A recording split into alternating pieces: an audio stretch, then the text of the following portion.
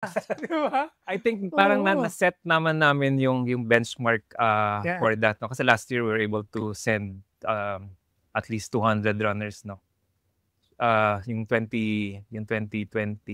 Mm. But 2025 alone, yung biggest contingent namin na for a local group na Okay. mag-send ng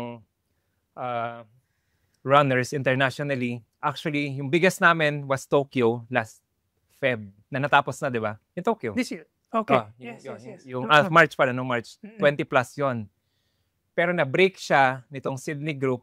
So far ngayon ng Sydney group, Sydney. this coming Oh, Sydney, wow. more or less mga at least 32, 34 runners. 34 from weekend run. Yeah. 30, mga ganon. And then, si Berlin group naman, okay.